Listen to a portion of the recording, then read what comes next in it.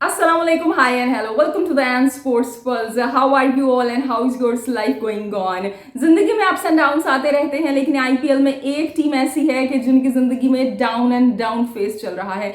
बिल्कुल मैं बात कर रही हूँ आरसीबी की। आरसीबी की परफॉर्मेंस की बात करें, पॉइंट्स टेबल पर उनकी पोजीशन की बात करें तो डाउनफॉल का शिकार है। आरसीबी वर्सेस एसआरएच का हमने एक हाई स्कोरिंग मैच देखा कि जिसमें अगर हम टी20 क्रिकेट की बात करें तो टी20 क्रिकेट की तारीख का सबसे बड़ा स्कोर बना। वैसे सबसे बड़ा स्कोर नेपाल का बना था, मेरे ख्याल से 300 प्लस का स्कोर नेपाल ने बनाया था, लेकिन एक दिन में एक ग्राउंड पे जो स्कोर हुआ है आज वो सबसे ज्यादा हुआ है। 549 रन कुल मिला के जनाब चना स्वामी की ग्राउंड में दोनों टीमों ने मिलकर बनाए। और इस आईपीएल में बड़े हाई स्कोरिंग मैच हम देख रहे हैं। केकेआर जहां पर 272 बनाती है, एसआरएच आती है 277 बना देती है। फिर जी एसआरएच ने अपना ही जो एक रिकॉर्ड था आईपीएल का उसको तोड़ा और 287 स्कोर कर दिए। सो आईपीएल के जो हाई स्कोरिंग मैच हम देख रहे हैं और इन्हें एंजॉय कर रहे हैं, ये किस हद तक मददगार साबित हो सकते हैं टी20 वर्ल्ड कप में प्लेयर्स के लिए, टीम्स के लिए और जो इंटरनेशनल खिलाड़ी हिस्सा ले रहे हैं उनके लिए, या खासतौर पे टीम इंडिया के लिए, क्योंकि टीम इंडिया आईपीएल खेल रही है और आईपीएल के फौरन बाद टी20 वर्ल्ड कप है। सो इस तरह की कंडीशंस में खेलना और उसके बाद बिल्कुल मुख्तलिफ कंडीशंस में जाके खेलना क्या हेल्पफुल हो सकता है? क्या इस तरह की बिल्कुल पिचेस बननी चाहिए हैं जो कि बैटिंग पैराडाइज हों और बॉलर्स के लिए ग्रेवयार्ड हों? सो इस पे बिल्कुल बात करेंगे क्योंकि बात करना बनती है यहाँ पे। इसके अलावा इन दोनों ये जो टीम रही इनकी परफॉर्मेंस पे बात करेंगे।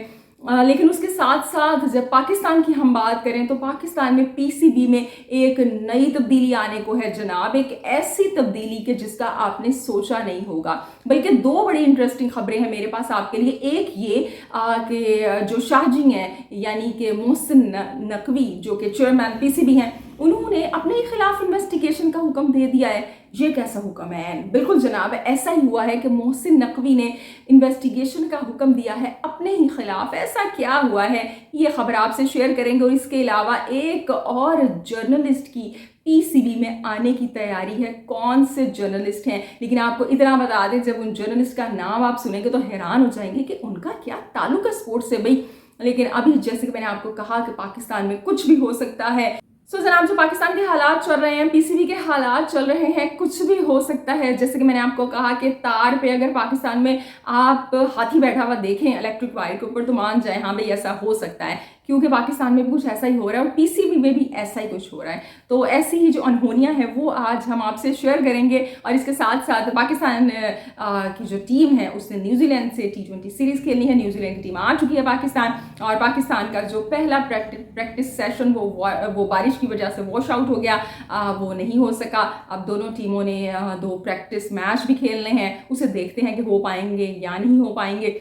लेकिन जो पहला मैच है 18 को और जो दूसरा टी20 मैच है पिंडी में ही जो कि खेला जाना है 20 तारीख को, उन दोनों दिनों में बारिश की प्रेडिक्शन है। और आजकल आपको पता है कि ये जो एमईटी डिपार्टमेंट वाले जो भी प्रेडिक्शन करते हैं वो सच साबित हो जाती है। अब वो वक्त गए कि जब सुबह का बारिश की कहा करते थे और वो अगले दिन सुबह को हुआ करती थी। अब जो है वो काफ़ी अपडेटेड सिस्टम आ गए हैं। अब तो घर बैठे हुए जो लोग हैं वो गूगल पे वेदर चेक कर लेते हैं दुनिया में कहीं भी। तो फिर एमईटी डिपार्टमेंट की तो क्या ही बात है। तो जी अब ये मैच हो पाएंगे नहीं हो पाएंगे ये तो अब मौसम पर डिपेंड करता है। लेकिन इस हवाले से हम ज़रूर बात करेंगे कि पाकिस्तान की टीम किन कॉम्बिनेशन के साथ जा रही है। शाहीन शाह अफरीदी को रेस्ट देने की खबरें आ रही हैं। तो जी आज बात करने के लिए बहुत कुछ है हमारे पास, लेकिन बात का आगाज़ करते हैं जनाब हम उस मैच से जो कि आरसीबी वर्सेस एसआरएच के दरमियान खेला गया। मुझे ये बात बिल्कुल समझ नहीं आ रही है कि इतनी बड़ी बड़ी टीम्स हैं, इनके पास यकीनन बहुत बड़े बड़े स्टैटिस्टिशियन होंगे जो कि इनके लिए स्टैट्स निकाला करते होंगे, खिलाड़ियों के मैचअप ये निकालते होंगे यकीनन, और ग्राउंड्स के मैचअप निकालते होंगे, अपनी टीम का बड़े अच्छे से एनालिसिस करते होंगे। उसके बावजूद इस तरह की गलतियाँ कैसे हो रही हैं? कल भी हमने देखा था कि टीम ने टॉस जीत कर पहले फील्डिंग का फैसला किया, और आज भी ऐसा ही हुआ कि आरसीबी ने टॉस जीत लिया और टॉस जीत कर फैसला किया उस फ्लैट डेक के ऊपर उस बैटिंग विकेट के ऊपर पहले फील्डिंग करने का। जबकि अगर हम आरसीबी की बात करें तो मेरे ख्याल से 2016 के बाद से 180 से जायद का स्कोर अभी तक उन्होंने चेज नहीं किया। और इस चीज़ की क्या गारंटी थी कि आप जिस तरह की बॉलिंग लाइनअप आपके पास है, आप एसआरएच जैसी टीम को 180 पे रोक पाएंगे।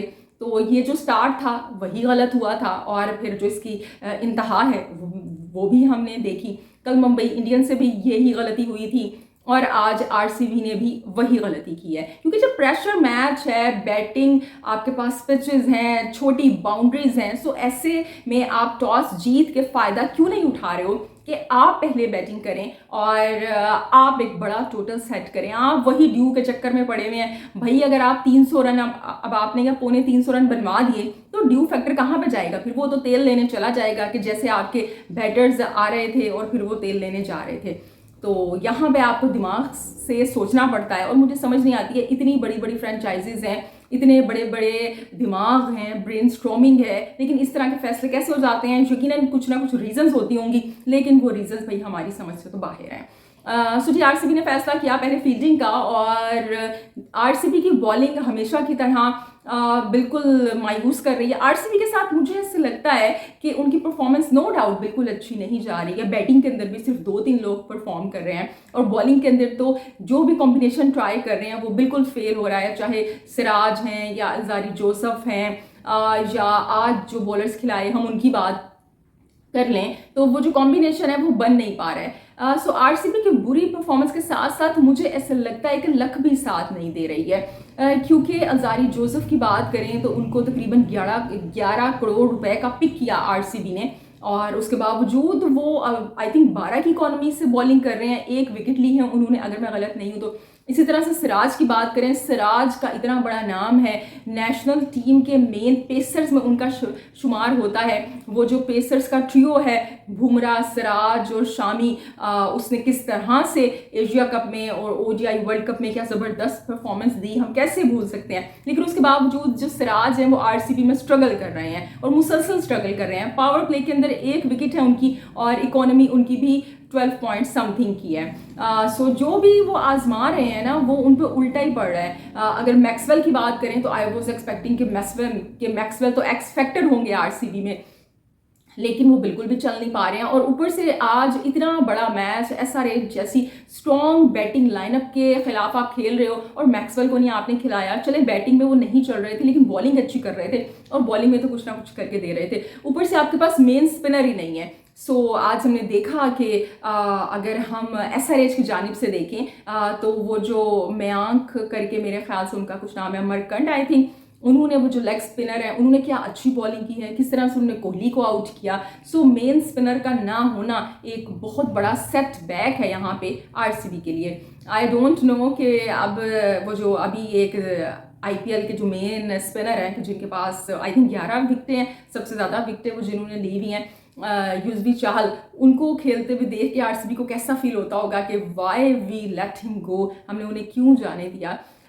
सो इस तरह की गलतियां जब आपकी फ्रेंचाइज करती है तो बड़ी हैरत होती है, क्योंकि एक नेशनल टीम में आपके पास लिमिटेशंस हैं, लेकिन एज अ फ्रेंचाइज आपके पास बहुत ज़्यादा अपॉर्चुनिटीज़ होती हैं, बहुत से रिसोर्सेज होते हैं, लेकिन उसके होते हुए भी आप इस तरह से स्ट्रगल कर रहे हैं। सो जी ट्रेविस हेड ने खूब धोया आज, वो अगेन हेडेक बन गए। फोर्थ बैटर बन गए हैं कि जिन्होंने फास्टेस्ट सेंचुरी की, मेरे ख्याल से 39 गेंदों पे 101 रन बना लिए थे उन्होंने, इस तरह ही कुछ करके। तो उन्होंने बड़ा अच्छा खेला। फिर उसके बाद क्लासन को आज पैट कमिंस ने ऊपर भेजा 3रे नंबर पे। ये सेकंड टाइम है कि उनको प्रमोट किया गया और उन्होंने उस चीज़ को पे बैक किया। 200 प्लस के स्ट्राइक रेट के साथ हाफ सेंचुरी वो करके गए। फिर उसके बाद अगर हम एडम मार्कम को देख लें या समद को देख लें, समद ने तो भाई 10 गेंदों पर 37 रन बना दिए। तो आरसीबी की जो बॉलिंग है वो बिल्कुल ऐसे वो लग रहा था जैसे क्लब लेवल की हो रही है, लाइन एंड लेंथ में स्ट्रगल कर रहे थे, लूज बॉलिंग कर रहे थे। पिच तो इस तरह की थी ही। सो यकीनन जो बॉलिंग है उसका बड़ा किरदार है ये जो 287 रन एसआरएच ने बनाए। आई थिंक 19 दो ओवर चल रहा था, यानी कि 20वें ओवर की दूसरी बॉल थी जब 277 बना लिया था एसरेश ने, और फिर उसके बाद जनाब वो बाकी की 4 बॉल्स पे तो 287 बना दिया। सो बॉलिंग की जनाब फुल टाइम पिटाई हुई है, कोई ऐसा बॉलर नहीं है कि जिसकी पिटाई ना हुई हो। दूसरी जानिब जब हम बात करते हैं आरसीबी की, तो इतना बड़ा आपके सामने टोटल था, लेकिन जब खेल शुरू हुआ तो कोहली ने और फैफ डुप्लेसिस ने क्या ज़बरदस्त स्टार्ट किया है। यानी कि ऐसा वो लग रहा था कि आज ये सोच के आए हैं भाई, अपने आप को चैलेंज करके आए हैं कि भाई आज तो हार नहीं माननी है, और वाकई हार नहीं मानी थी। चौथे ओवर तक 18 रन आगे थे और बड़े अच्छे से जा रहे थे, पावर प्ले को बड़े अच्छे से यूटिलाइज़ किया, लेकिन उसके बाद हमने देखा कि इन्हीं मयांक ने आके कोहली को आउट किया। फिर उसके बाद अनलकीली वो रहे, मेरे ख्याल से विल जैक्स थे, जो कि फैफ की अपनी ही बॉल से वो हिट से आउट हो गए। तो वो एक मेरे ख्याल से अब ये देखिए, सोचा नहीं होगा कि इस तरह से हो जाएगा, उनको खुद यकीन नहीं आ रहा था, but he have to go, so वो वहाँ पे आउट हो गए। रजत पाटीदार की बात करें तो अपनी फॉर्म को लेकर स्ट्रगल कर रहे हैं, क्या ज़बरदस्त छक्का उन्होंने लगाया, लेकिन उसके बाद फिर वो 9 रन बना के आउट हो गए। So Dinesh Karthik was the man, जो कि क्रीज पे मौजूद थे, तो ऐसा वो लग रहा था कुछ भी हो सकता है भाई, क्या ज़बरदस्त वो खेल रहे हैं। अगर आप उनके जितने मैच आरसीबी के हैं उठा के देख लें तो ही इज़ द पर्सन जो कि ऐसे वो लगता है कि फाइट पुट करता है, एक फायर पुट करता है, और आज भी उन्होंने ऐसे ही फायर का काम किया। जनाब 83 रन बनाए 237 के स्ट्राइक रेट के साथ। माहिपल ने थोड़ा सा साथ दिया, फिर अनुज रावत आए, 25 रन उन्होंने बनाए, नॉट आउट रहे। जब तक दिनेश कार्तिक थे ऐसा वो लग रहा था कि हो सकता है भाई, अभी भी कुछ ना कुछ हो सकता है, अभी भी कुछ ना कुछ हो सकता है। और लेकिन जब फिर दिनेश कार्तिक 19वें ओवर में आउट हो गए तो वी ऑल नो कि सिचुएशन काफ़ी मुश्किल हो गई है। और बॉलिंग भी बहुत अच्छी की यहाँ पे एसआरएच ने, हालांकि रन्स उन्हें भी पड़े हैं, लेकिन वो जिस तरह से पैट कमिंस ने यहाँ पे बॉलिंग की है और विकेटें भी ली, और या मयांक मार्कंडे ने बॉलिंग की है या नटराजन ने बॉलिंग की, सो तारीफ बनती है कि रन्स बॉलर्स को पड़ रहे थे, लेकिन यहाँ पे विकेट्स भी निकल रही थी। दूसरी जानिब आरसीबी में तो बिल्कुल ऐसे हो रहा था कि क्लब लेवल की यहाँ पे बॉलिंग हो रही है, कि आप जो थे आप खेल नहीं रहे थे, जो बैटर्स है अब आपको खिला रहे थे, अपनी मर्जी से शॉट्स लगा रहे थे।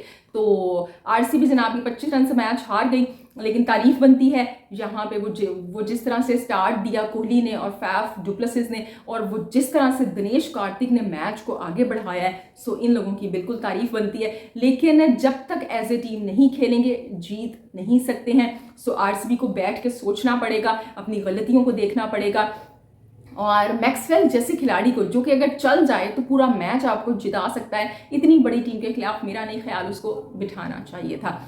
तो जी आरसीबी के लिए बेस्ट ऑफ लक है, क्योंकि आगे अब जितने भी मैच आ रहे हैं उनको जीतना उनके लिए ज़रूरी है, तभी प्लेऑफ के लिए क्वालिफाई कर पाएंगे। मोहसिन नकवी जो कि चेयरमैन पीसीबी हैं और मेरिट की बांसुरी बजाते हुए वो पीसीबी में आए हैं, एक और मेरिट पर फैसला किया है उन्होंने, और उन्होंने कहा है कि जितनी पीसीबी में सिफारिशी भर्तियां हैं उनके खिलाफ इन्वेस्टिगेशन की जाए और उन्हें नौकरियों से चलता किया जाए। यानी कि अपने ही खिलाफ इन्वेस्टिगेशन बिठा दी है उन्होंने, क्योंकि मोहसिन नकवी किस तरह से पीसीबी में आए हैं, किस मेरिट की बिना पर पीसीबी में आए हैं, इस चीज़ से हम सब वाकिफ़ हैं। क्या उनके ऐसे क्रेडेंशियल्स हैं कि वो इस वक्त पीसीबी के चेयरमैन बने बैठे हैं, और बहुत से ऐसे लोग जो कि डिज़र्व करते थे, बहुत से ऐसे फॉर्मर क्रिकेटर्स जो इस पोस्ट के ऊपर ज़्यादा बेहतर तरीके से काम कर सकते थे, वो मौजूद नहीं है। इसका जवाब मोहसिन नकवी दे सकते हैं। ना सिर्फ अपने खिलाफ उन्होंने इन्वेस्टिगेशन बिठा दी है, बल्कि इसके साथ साथ बादशाह ने, जो उनके वजीर हैं वहाब रियाज, उनका भी मुस्तकबिल खतरे में डाल दिया है अगर इन्वेस्टिगेशन मेरिट की बुनियाद पर हुई तो, जो कि मुश्किल काम है,